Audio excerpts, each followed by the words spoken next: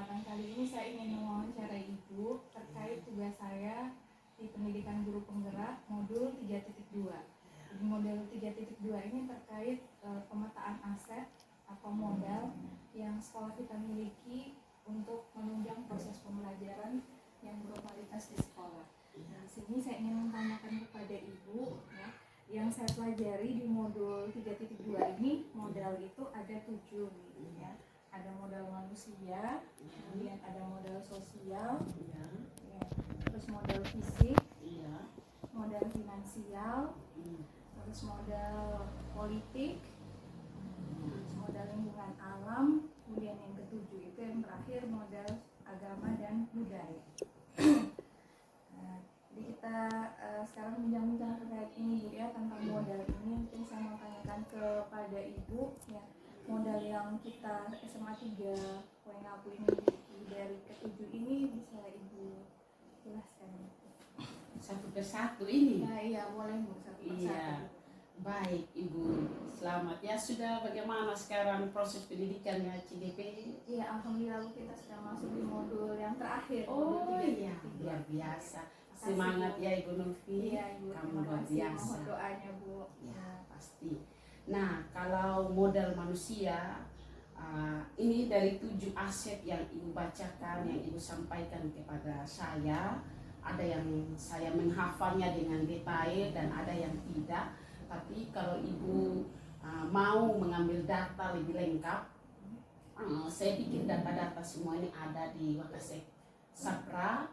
Kemudian kalau butuh bukti MUU dari aset-aset modal yang kita punya ini, bisa juga di Wakasek Humas, nanti Ibu bisa ambil di sana secara detail ya.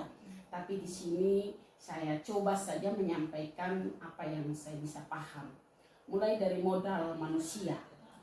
Ya, pertama saya mulai dari tenaga kependidikannya, guru.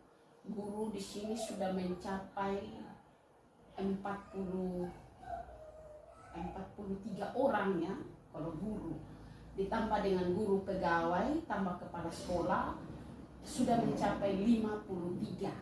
Itu tenaga teknik dan kependidikan, ditambah dengan kepala sekolah. Nah, di sini sudah banyak juga guru sertifikasi, sudah lebih dari 10 orang. Kemudian tenaga guru itu tidak ada lagi yang D3, rata-rata sudah sarjana. Kemudian pegawainya ya itu yang masih ada tamatan SMA. Ya. Kami juga punya tenaga perpus, cleaning service, satma, satpam, penjaga sekolah, itu dia yang mengenai manusia. Kemudian peserta didik itu juga bagian dari aset kami. Itu sudah mencapai 800 peserta didik, 800 lebih, dan 279 kemarin kami sudah tamatkan dari sekolah ini pada tahun pelajaran 2022-2023. Itu mengenai manusia, tapi nanti data lengkapnya bisa ambil di TI ya Ibu. Ya. Kalau sosial ini berkaitan dengan hubungan kerjasama ya Ibu. Iya. Iya. Oh ya, kalau mengenai sosial sudah banyak yang kami bagian dari kerjasama sosial. Kalau yang terdekat ini Rumah Sakit Umum Rameha, kemudian bagian kesehatan ya, kemudian rumah Puskesmas Waingapu. Kalau Puskesmas Waingapu itu setiap bulan kami diberi obat tambah darah kalau dari Puskesmas Waingapu. Kemudian dengan Dinas Perikanan, kemarin datang dari kepala dinasnya untuk sosialisasi bagaimana supaya anak-anak tamatan dari SMA 3 itu masuk Politeknik Perikanan. Jadi diurus langsung oleh kepala dinas perikanan. Kemudian kami dengan dari Rotary juga, kemudian kerjasama dengan pihak luar itu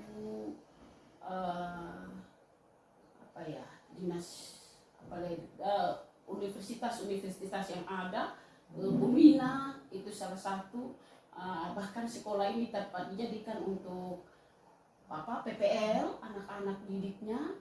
Kemudian masih banyak lagi ya Ibu, masih banyak lagi. Saya tidak menghafalnya secara detail, nanti bisa diambil datanya dari Makassar Humas.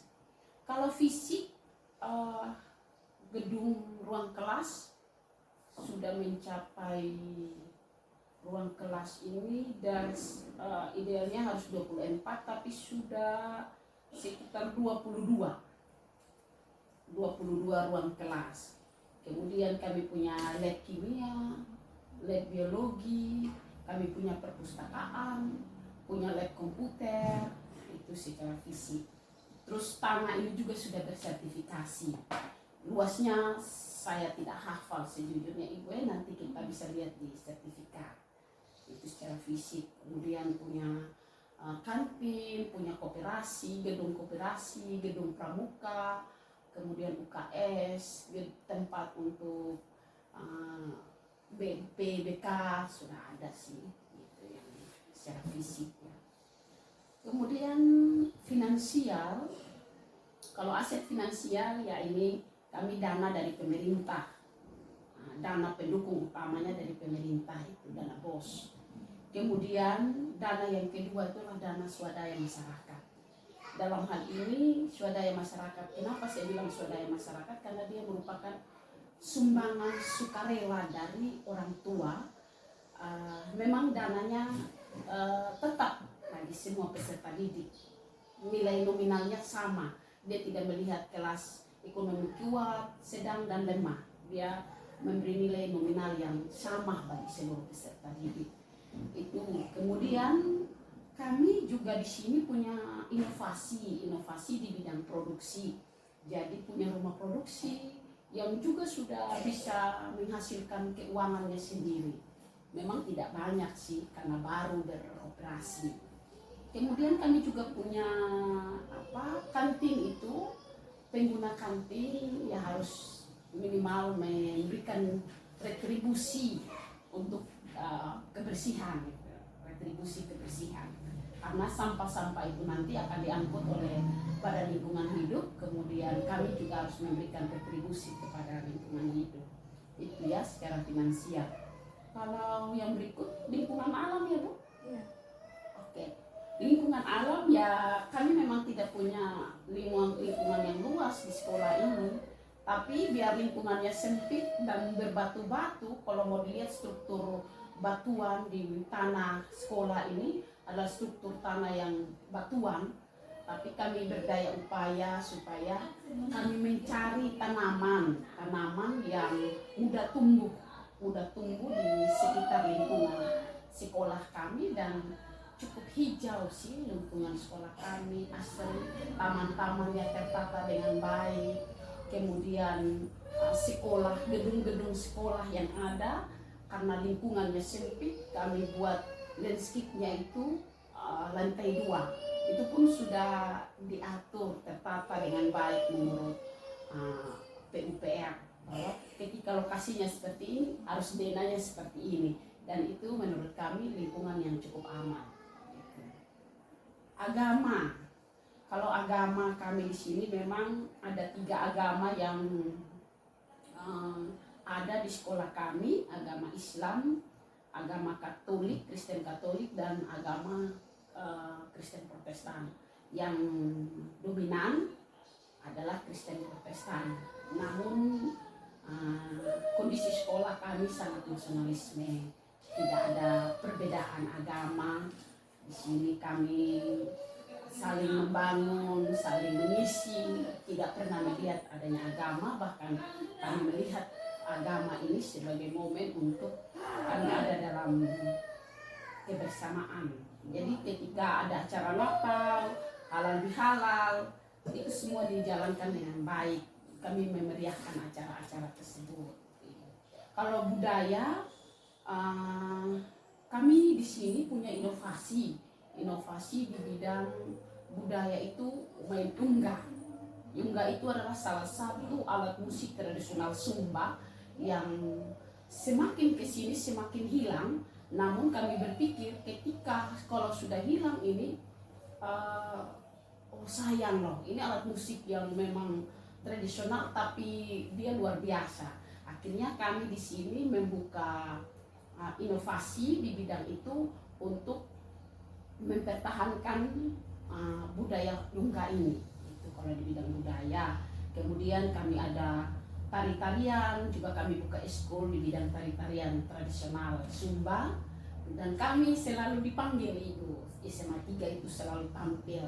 Jadi nanti kalau ibu ada hajatan, ya bisa ini karena juga ibu ada di SMA 3, ada hajatan, ada acara di masjid, bisa juga dipakai anak-anak siswa kita untuk menyampaikan tari-tarian bagus.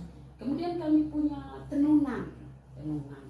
Ada guru tamu yang kami undang untuk menjadi pengajar di sekolah kami di bidang budaya tenun. Itu mungkin itu saja ibu. Ada yang terlewatkan? Oh, satu lagi Bu yang terlewatkan, modal politik. Oh ya, politik. Politik ini berhubungan dengan apa kira-kira ya ibu? Kalau politik ini? Politik ini berhubungan dengan status sekolah, terus mungkin Status sekolah. terus letak sekolah gitu. Oh ya, letak sekolah, letak strategisnya Iya. sekolah begitu. Oh ya. Kalau letak strategi sekolah ini secara geografis ya, secara kebetulan saya guru geografi. Kalau secara geografis dia di depan berbatasan dengan gereja, kemudian di belakang dari sekolah ini berbatasan dengan pertokoan, kemudian kiri dan kanannya berbatasan dengan pemukiman. Itu kalau secara geografis, itu letak strategisnya secara geografis. Kemudian letak strategisnya yang berikut, sekolah ini dia berada di tengah-tengah pemukiman. Sekolah ini dia berada di tengah-tengah pemukiman, jadi masyarakat di sekitar sekolah itu yang ingin melanjutkan anaknya ke tingkat pendidikan SMA, mereka bersyukur sekali, senang sekali pemerintah boleh membangun lembaga ini yang berada di tengah pemukiman, sehingga anak-anak yang tamat SMP itu di sekitar sekitar sekolah, mereka tidak mencari lagi sekolah lain. Ini menjadi sekolah utama mereka, menjadi pilihan pertama mereka. Gitu. Kemudian kami punya SMP pendukung juga, SMP pendukung, sehingga sekolah ini menjadi strategis.